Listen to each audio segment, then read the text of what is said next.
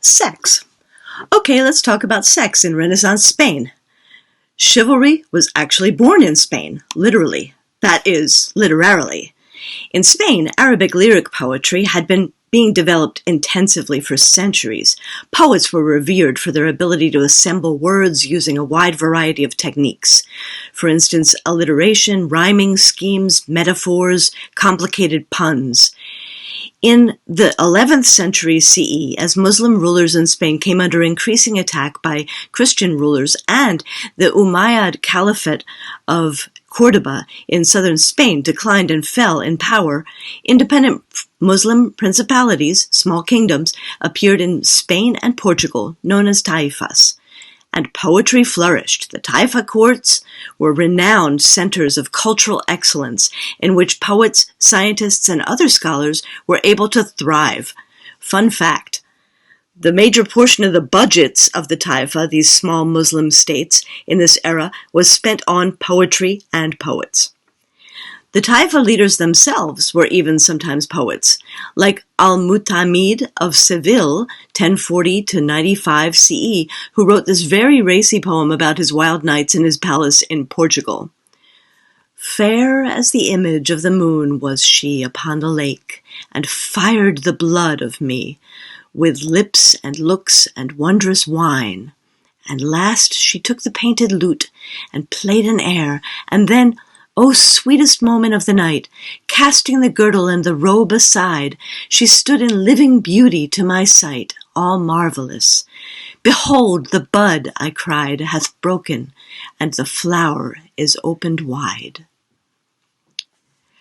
Andalusian poets, both male and female, were writing love poems.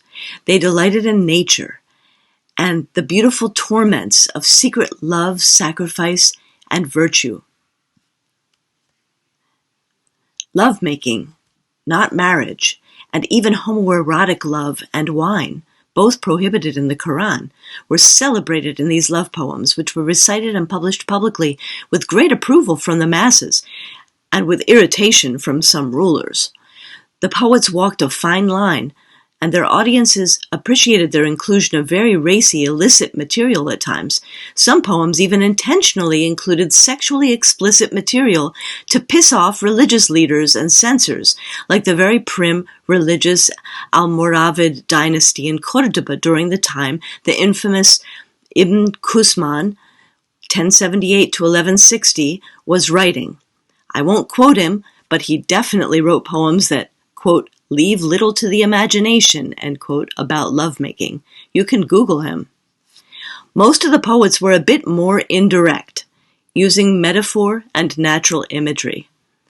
One poet, Ibrahim ibn Kafaja, living in Alzira, just south of Valencia, 1058 to 1138, writes this poem about the approach of his lady and the night of love enjoyed by them. Love scene. With gazelle glances, with her white deer-like neck, with lips red like wine and teeth like bubbles, intoxication made her recline languidly in her gown embroidered with gold, which wraps itself around her like shining stars, entwined around the moon.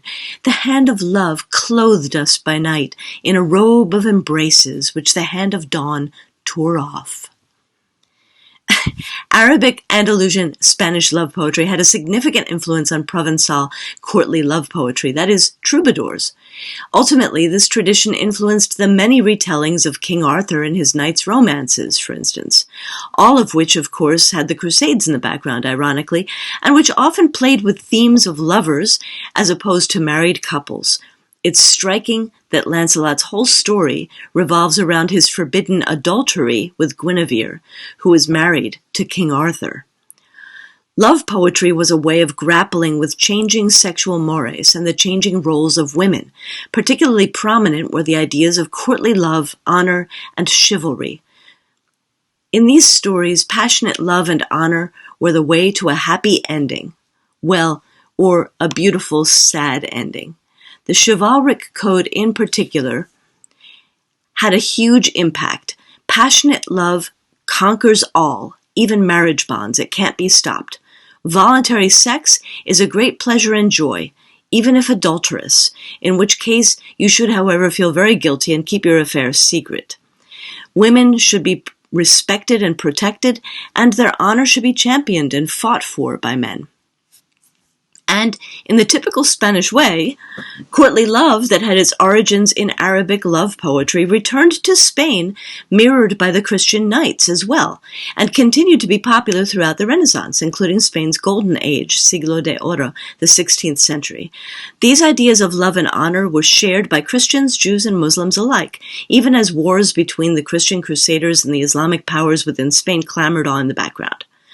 One of the earliest Spanish poems devoted to these themes is El Cantar de mi Cid, the poem of my Cid, generally known as El Cid. Cid is probably from the Arabic Sayyid, Lord. It tells the story of the 11th century Castilian knight Rodrigo Diaz de Vivar, El Cid, as he fights under both Christian and Muslim flags and leaders. It's been translated many times into all the world languages, and you might also want to check out the Amazon Prime Video TV series based on it, El Cid, created by José Velasco and Luis Arranz. Typical of the social atmosphere in the 14th and 15th centuries also was the popularity of books about strong and intelligent women. There was a kind of pro-woman public debate sweeping Europe, including Spain, at this time, partly due to the rise of a number of strong female monarchs, such as Isabella I of Spain. One widely read Italian woman author was Christine de Pizan, 1364 to 1430. She was highly educated and wrote many books, her most famous being the Book of the City of Ladies, around 1405, which fought back against vicious stereotypes of women, partly inspired by Boccaccio's previous popular book on famous women. Books on famous ancient and contemporary women were totally trending at this time. She pointed out in some of her writings that books written about women would be very different if they were written by women. They are extremely biased because written only from men's perspectives. She remarks in her book also, not all men, and especially the wisest, share the opinion that it is bad for women to be educated. Remember, she was a fan of Boccaccio. But it is very true that many foolish men have claimed this because it displeased them that women knew more than they did. She's pretty salty. In Spain, Isabella's reign ushered in an explosion of female rule, unequaled until our own day. In the 16th century, England, Scotland, France, the Netherlands, Spain, Portugal, and Hungary all came at one time or another to be controlled by a woman, whether as regent or queen regnant. The women rulers of Europe, so many at this time, were linked by a complex web of relationships. They were mothers and daughters, mentors and protégés, cousins and aunts and nieces. Lessons were passed from Isabella of Castile to her daughter Catherine of Aragon, and thence Mary I of England, and from the French regent Anne de Beaujeu to Louise of Savoy, to Louise's daughter Marguerite of Navarre, to Marguerite's admirer Anne Boleyn, and thus to Elizabeth I and beyond. Feudal lords across Spain had been running rampant. Christian nobles who claimed to be governors and had armed bodyguards could tax any town they owned to the limit, could enter the town at any time to take whatever they needed without paying, and even execute anyone who stood up to them, with no accountability. Rich noblemen claimed feudal rights and had been molesting and raping poor and even bourgeois women and getting away with it, breaking up their weddings even. In step with the times, Golden Age playwrights such as Tirso de Molina and Lope de Vega wrote plays supporting the rights of poor people in the countryside, especially women, and building on both the chivalric notion of women's honor and the new humanist interest in strong, intelligent women leaders. In the play The Playboy, or Trickster of Seville, El Burlador de Sevilla, by Tirso de Molina, we meet one of these feckless, rich nobles by the name of Don Juan, a character that Tirso created with the purpose of getting his audience angry at the privileged, hypocritical, and completely insensitive and cruel rich noblemen who were taking advantage of women of all classes, and raising awareness about the damage they were wreaking on society in Spain. In the words of Nina Cardona, writing about Mozart's later setting of the story to music, it's a classic tale of a womanizing cad who runs out of luck. Tirso's play has a complicated plot with lots of sex and some violence. Warning: the play contains at least 4 true love stories that Don Juan messes with. Let's look at them. 1. In Naples, Italy, Duke Octavio is in love with the Duchess Isabella, who's the lady-in-waiting to the Queen of Naples. Don Juan, who happens to be in Naples, Italy, tricks Isabella by disguising himself and sneaking into her bedroom, then gets caught. Just his luck. His own uncle, who knows how bad he is the commissioner who catches him red-handed. But he lets him off. Don Juan then hightails it back to Spain. In Seville, Spain, in Sevilla, Doña Ana is in love with the Marquis de la Mota, and he with her. The complication here is that the Marquis is a good friend of Don Juan's. They're going out together to paint the town red the night before the Marquis and Ana will be married, and Don Juan tells the Marquis that he's going to play an elaborate trick on a woman by disguising himself, and disguises himself as his friend, the Marquis, and appears to Ana in her bedroom, so he double-crosses his friend.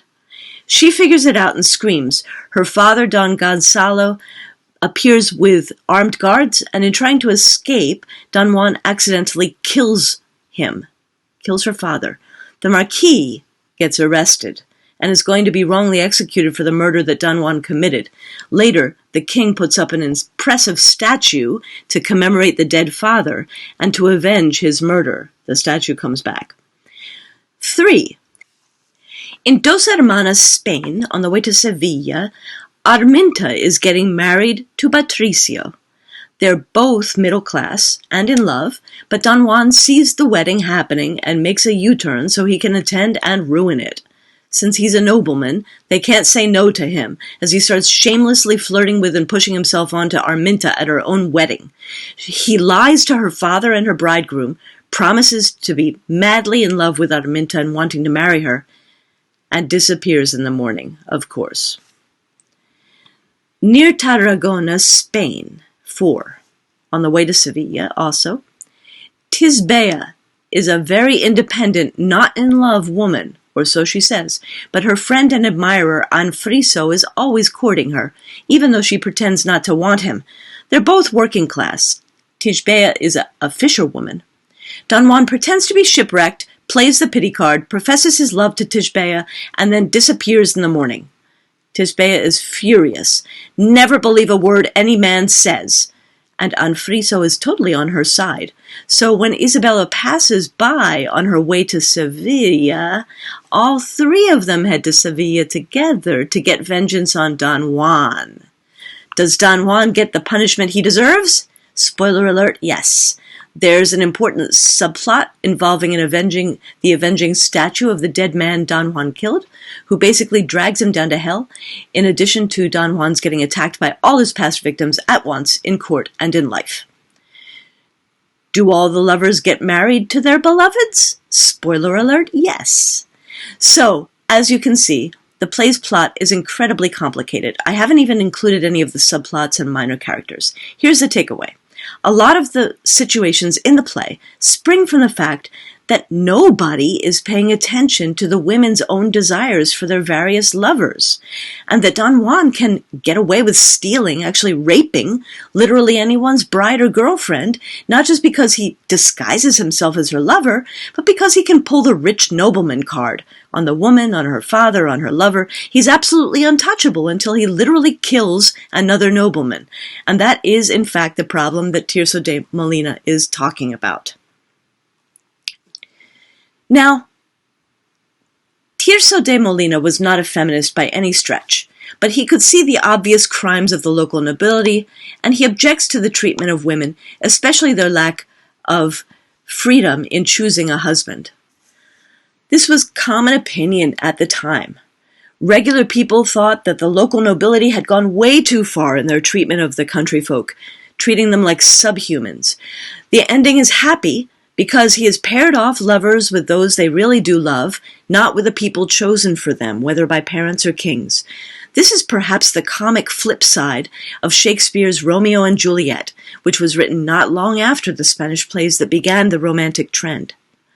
It's easy to see how the idea of true individual romantic and passionate love matches and the punishment of men who stood in the way of, instead of protecting, women's sexual honor fits in with the individualistic currents of humanism and points at the double standard for men and women.